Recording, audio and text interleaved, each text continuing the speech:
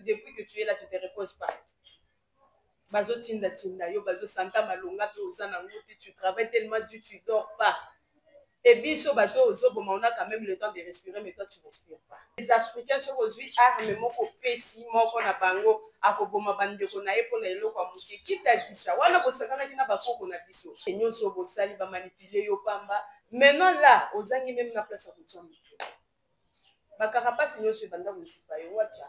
Siko bakoka molo lokola dilala. Bafini poso bali akangote. Moni babwaki. Bozu mutu moko bozo utiliser ye. Bozo mutu moko bozo manipuler ye. Et l'autre peut vous promettre, en réalité, vous pouvez à monter. Conscience, le Rwanda, c'est la fin. C'est assez. Et c'est fini.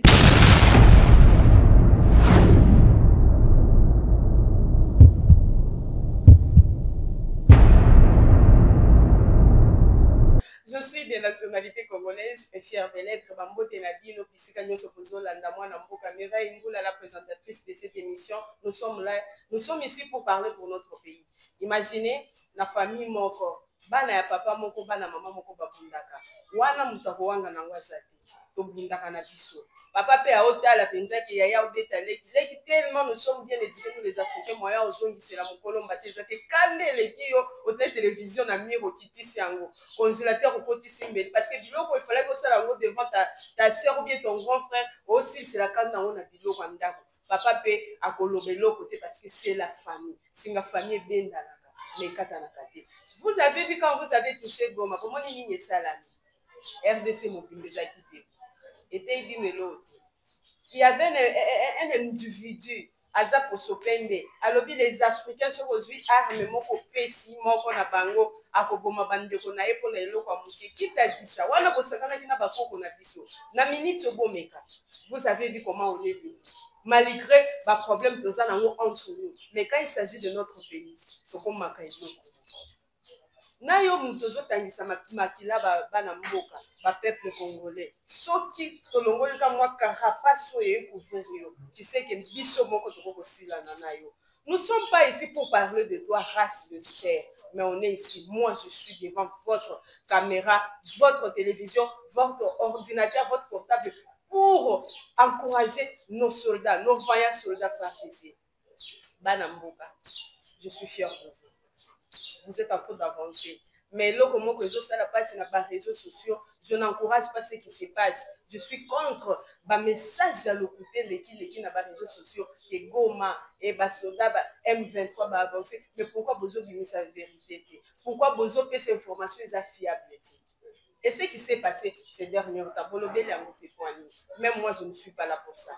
Mais je suis là pour dire merci à nos vaillants soldats. Et je vous encourage. La Bible dit qu'on donne que ce qu'on a. Moi, je suis devant ici pour vous demander juste d'être concentré et continuer votre bataille. Écoutez, ceux qui ont mon amour, anzimi kozwata le fils que mbeli na liboko pona ko protéger yo muto zaki mupanzi na ye a muto ko respecter. Oui, to perdre quelqu'un de la biso. Makila etangi, mais nous sommes là pour prier pour vous.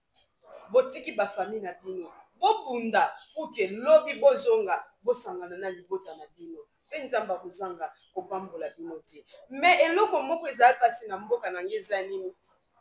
Bozu mutu moko bozo utiliser ye. Bozu mutu moko bozo manipuler ye. Eloko pe bo promettre ye en réalité bo pesa ye ya mutu. Conscience bakosaka ya mutu. Tant bozo tangisa makila peuple congolais. Est-ce qu'on changeait ya yo eza na kati ya veine na yo? Que l'Éternel te réprimande. Toute personne qui est derrière cette attaque qui se passe dans mon pays des années, je suis là pour vous dire que vous n'êtes pas éternel. C'est Dieu qui est éternel. Et la Bible dit que chaque chose a son temps.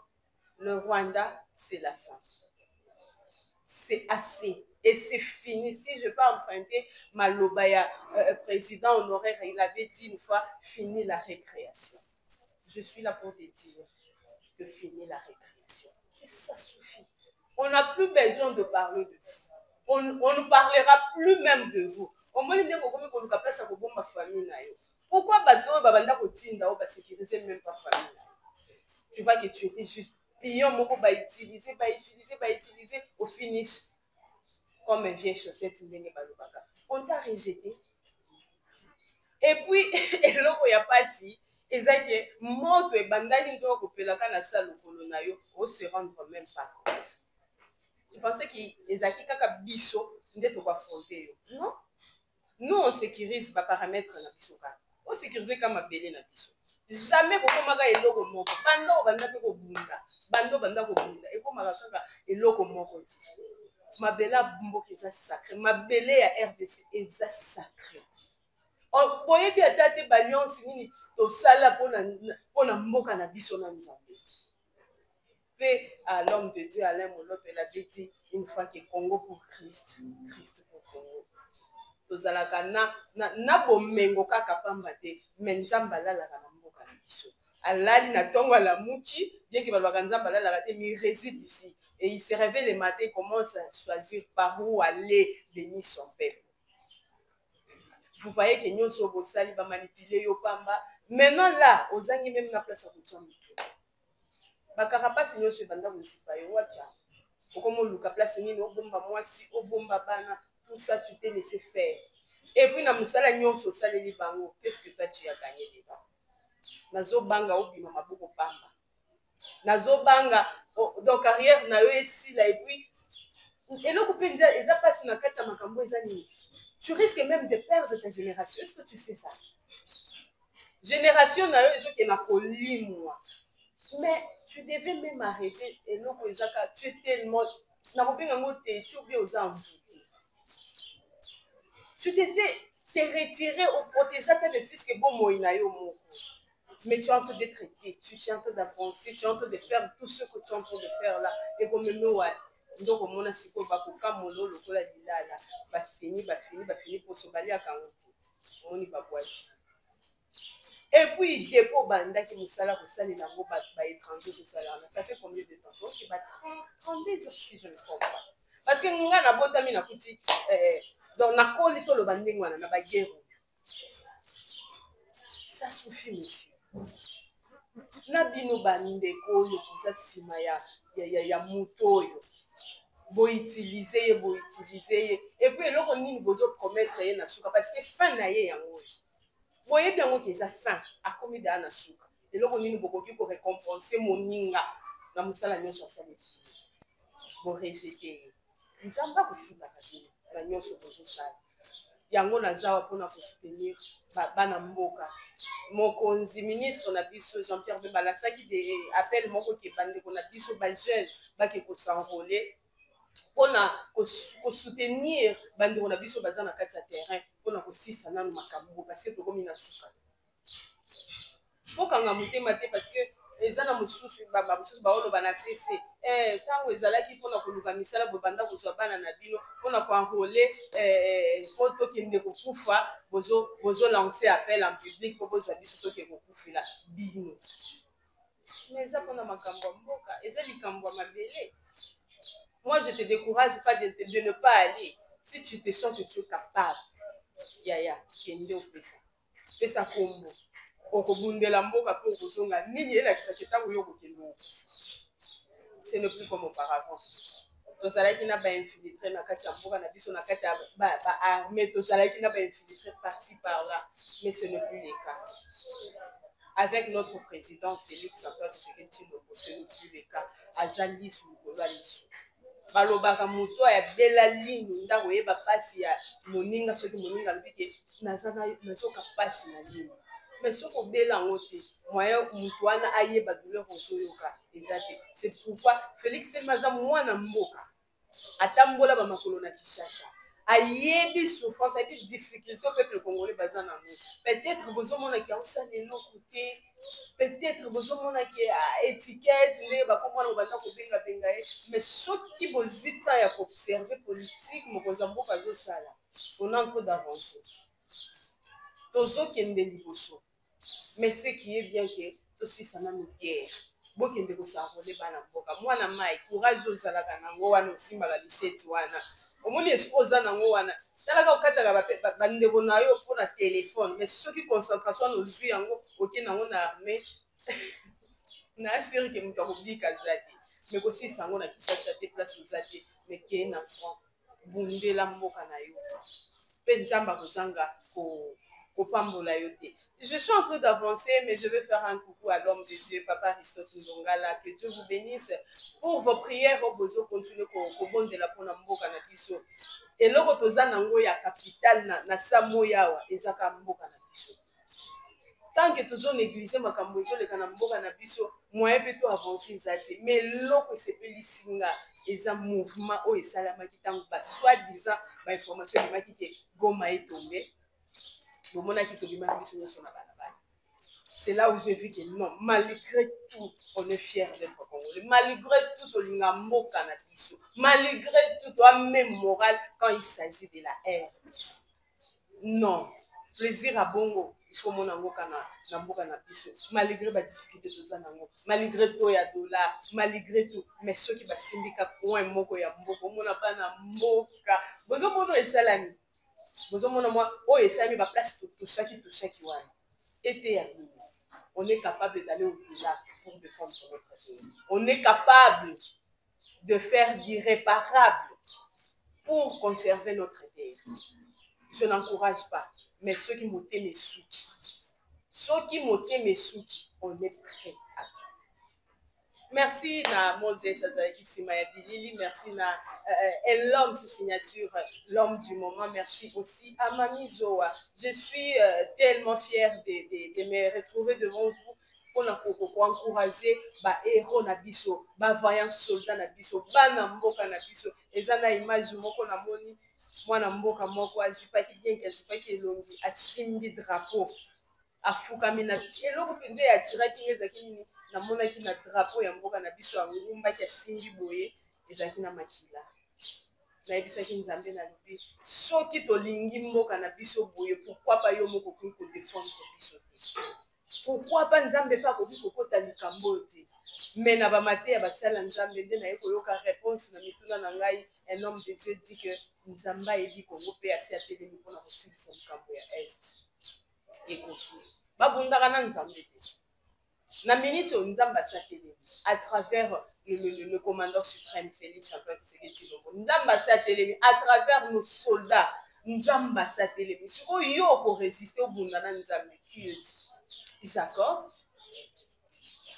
mais Jacob ndabunda kina nzambe alongi malgré nzambe tikali nzambe abukaki likolo mpona kolakisa ki azaka nzambe siko yo ozana okolingo résister na nzambe yo ozana liposa komona okota na bible peti ça suffit monsieur kanga bisaka na yo luka mwa libulu moko botimbola bomba famille na yo pour ki ata bato mosusu bakose rappelaka na yo ki y avait quelqu'un je ne vais pas même citer ton nom ici pour ki bayeba ki non non moto moko pale kaka na Samoyawa tala mwasi na ye mwana na ye koko na ye si tu n'es pas prudent tu risques de perdre même toute ta génération parce que makambo ebali pour ceux qui ne savent pas makambo sebali tokotangaka kombo na yo ti wapi.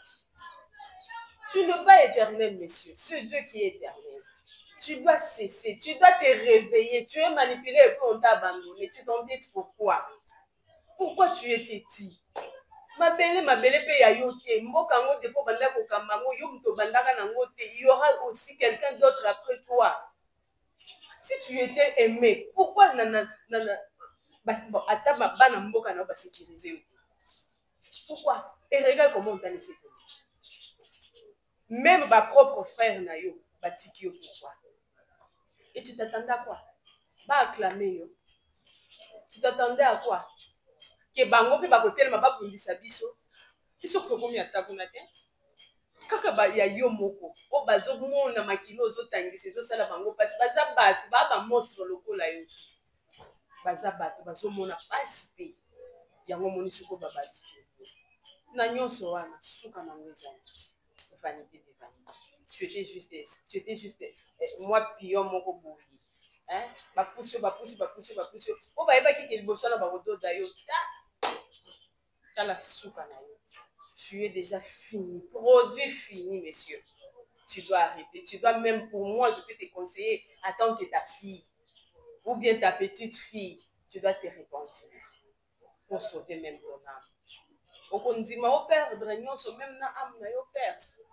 nzambe apesi yo mwa temps moke otemps moke etikali c'est pour te repentir pour que ata mokolo ozokufa parce que kala te toyebi ngonga nde te mokolo okokufa nzambe arécupérer ata le fils que ton âme pour que tu puisses te reposer parce que depuis que tu es là tu te reposes pas bazotinda yo bazosanta malonga mpe oza nango te tu travailles tellement dur tu dors pas et biso bato ozoboma on a quand même le temps de respirer mais toi tu respires pas nzambe asunga yo nakomi presque na suka ya moi motivation moke nazalaki nango mpona bana mboka na ngai on vous aime on continue à prier pour vous nos vaillants soldats FARDC eloko ya makasi en tout cas na Afrique toza na baarmée ce qui est sûr je ne vante pas toza na armée na Afrique baarmée ezali mais eza na eloko moko ezalaka particulier na FARDC na biso je ne sais pas soki bato mosusu baremarka yango basoda na biso bazali différent quand il s'agit ya mabele babosanaka nyonso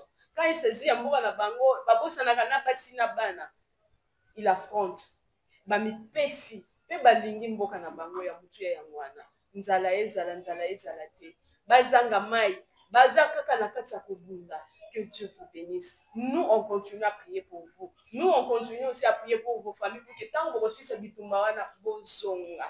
Bozonga bana na bino bazana posa na bino basi na bino baboti na bino bazana tozana posa na bino. Bino bande ngo sankolé na lute butelema. Bokota ezali kambi ya mabele. Lelo zo banda babenga bango banani bambolombolo lobi kuna. Okoko koma pe général. Il suffit ka ocha motema pe bolingo na makambo zosala nzamba talaka mitema talaka bolingo bao bakoma ba généraux lelo babandaka pe na se ndenge yo zobanda dans 10 ans dans 5 ans toyebi te nini nzamba koki kobombela yo likambo eza nde telema congolais tozala yini tosambela bino bato bosambela mpona mboka na biso bino bato bozana bamama koti bosunga basoda na biso baza na front pour que bazanga mai te bazanga ya kolia te baministre na biso boyeba kosoutenir quand il s'agit ya mboka totalaka baintérêt personnel na biso te totia loboko na bana mboko baza kobunda soki biso lelo na Kinshasa tozovanda mpe tolali polisi eza parce que bango baza ya kotelema soki mpe bango balali na Kinshasa mpe tokolala te. Alors nasengi na bakonza mboka bokontinue kosala mosala bozosala nzambe mpe akozanga kopambola bino te napesi matondo na bandeko nyonso oyo balandi biso na nsima ya bilili ezalaki Montréal Temple Moses l'homme de tous les temps. Merci frérot pour notre mosala kitoko zosala. Merci na bandeko nyonso balandi biso tozana posa pe bokomela biso botindela biso ba message ba remarque ba suggestion na bino ba conseil tozana ngo posa. Pourquoi pas omoni likambu moko boye quelque part peut-être biso toza informé te lokola mabiso asala kango abenga bitala yo za ko noyebite mais comme à telle place ezali kaka pona kopesa bino actualité ndenge nazalaka na mwa branche moko ya réalité ya kini obengi nga gemira kuna ça bouge esposa ta mususu naza kote mususu na kolongwa kote mususu wana pe na ke place oyo yo opesi ngai adresse wana na komi na nzui bilili na cadre kaka ya réalité ya kini. Que Dieu vous bénisse partout où vous nous avez suivis. Au revoir.